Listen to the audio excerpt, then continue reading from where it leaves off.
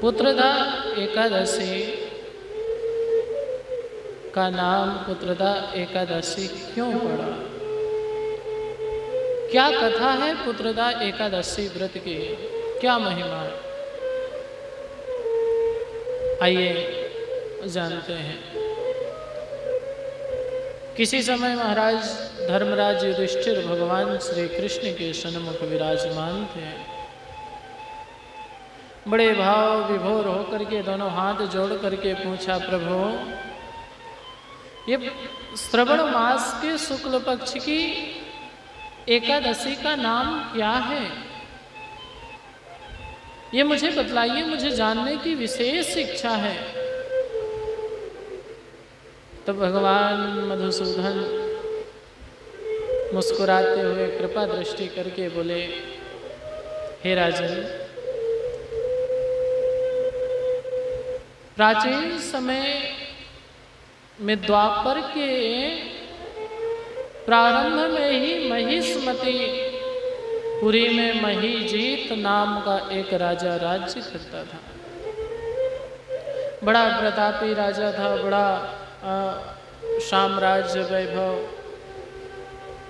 धर्मात्मा। परंतु उस राजा के पास एक ही कमी थी। सबके पास कोई ना कोई कमी होती है। उस राजा के पास पुत्र नहीं था। बहुत समय व्यतीत हो गया। धीरे धीरे राजा चिंतित हो गए, चिंता में रहने लगे। क्या करूं, कहाँ जाऊं, किस भगवान की पूजा करूं, किसकी वंदना करूं, क्या करूं? तो एक दिन की बात है, राजा से रहा नहीं गया। राजा ने अपने मंत्रियों के सामने बैठ करके वृद्ध अवस्था में अपने मंत्रियों के सामने एक बात रखी, मंत्रियों, क्या मेरे राज्य में धर्म नहीं होता? मंत्रियों ने कहा, महाराज होता है। अच्छा एक बात बताओ, जब धर्म होता है तो मुझे उसका फल क्यों नहीं मिलता? मंत्रियों ने कहा, महाराज कारण यह कि मुझे पुत्र नहीं है। कौन सा उपाय करूं, कौन सा व्रत करूं, कौन सा तप करूं कि जिससे मुझे पुत्र की प्राप्ति हो जाए? मंत्रियों ने कहा, महाराज ये तो कोई सिद्ध महामुनि ही बता पाएंगे। और सभी प्रजा लोग महाराज के इस भाव से बड़े चिंतित हुए। राजा का दुख देख के करें भी तो क्या? संयोग की बात है कि उसी समय उसी ग्राम के समीप पर्वत पर चतुर्मासा व्यतीत करने के लिए काम, क्रोध, मोह, लोभ से रहित, धर्म में तत्पर और सभी शास्त्रों को जानने वाले श्री लोमस ऋषि पधारे। और संतों का तो आगमन मान लीजिए भगवंत का आगमन है। लोमस ऋषि को देख करके समस्त ग्रामवासी बड़े प्रसन्न हुए। महाराज संत मिल जाएं तो समझ लीजिए भगवंत मिल गए, बिनु हरि कृपा मिले नहीं संता। भागे भागे गए, महाराज को प्रणाम किया, उनका आदर सत्कार किया। जब महामुनि लोमस ऋषि थोड़ा प्रसन्न हुए, गांव वालों ने कहा, महाराज हमारे समस्त राज्य की एक चिंता है। क्या चिंता है? महाराज उस चिंता को आप ही दूर कर सकते हो। अच्छा ऐसी कौन सी चिंता है? ग्रामवासी बोले, महाराज हमारे जो राजा है ना महीजीत, इनके कोई संतान नहीं है, ये बहुत दुखी रहते हैं। महाराज इनका ये दुख कैसे दूर होगा? श्री लोमस ऋषि ने सोचा कि हमें क्या करना, पर संत होते हैं ना, संत हृदय नवनीत समाना, दूसरे के दुख में दुखी हो जाते हैं। ध्यान लगा करके देखा, आहा इनको तो इस जन्म में कोई संतान ही नहीं है। ग्रामवासियों ने हाथ पर जोड़े, महाराज आप ही कुछ उपाय करिए, अगर पुण्य बहुत हो तो पाप दूर हो जाते हैं, हम सब के दुख से आप रक्षा करिए। क्या अपराध हुआ? देखिए, हम आप गौ माता को बड़े सूक्ष्म भाव से लेते हैं। लोमस ऋषि ने बताया कि पूर्व जन्म में यह राजा एक वैश्य था। गांव-गांव जाकर के अपने व्यापार करता और उससे जो धन प्राप्त होता उससे अपना जीवन यापन करता। एक दिन की बात है कि इस राजा को जब पूर्व जन्म में जब वैश्य था तो इसको बड़ी प्यास लगी थी। प्यास के लिए सामने सरोवर में गया।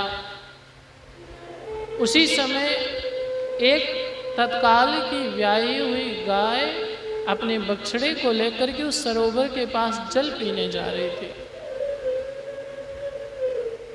राजा ने गाय को देख करके कि मैं भी यहीं जल पीऊंगा, कहीं ये गाय जल को गंदा ना कर दे। राजा ने ये भाव सोच करके गाय को भगा दिया और खुद जल पी लिया।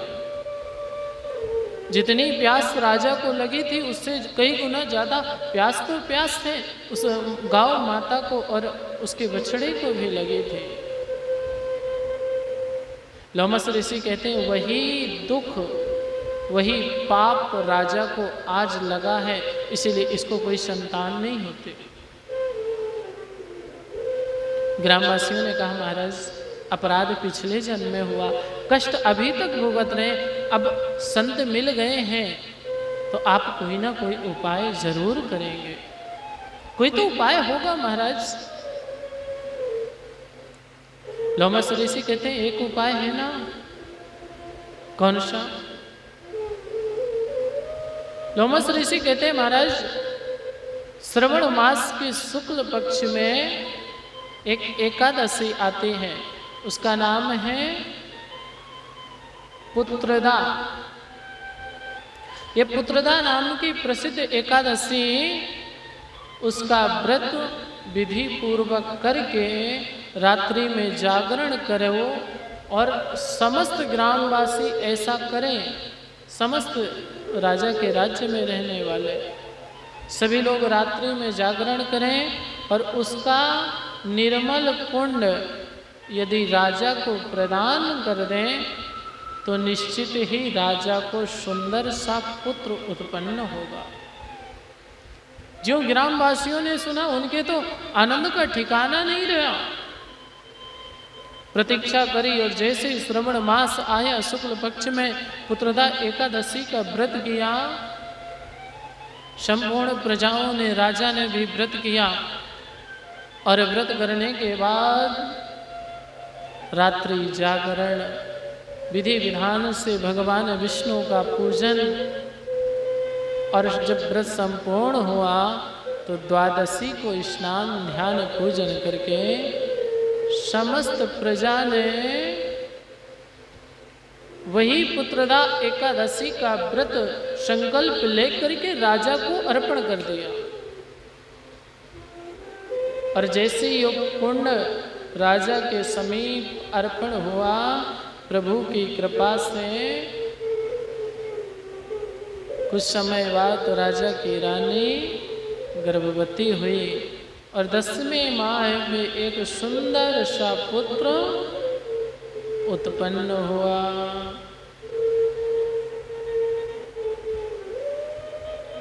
इस प्रकार से राजा का संपूर्ण दुख दूर हो गया, प्रजा को भी नया राजा मिल गया।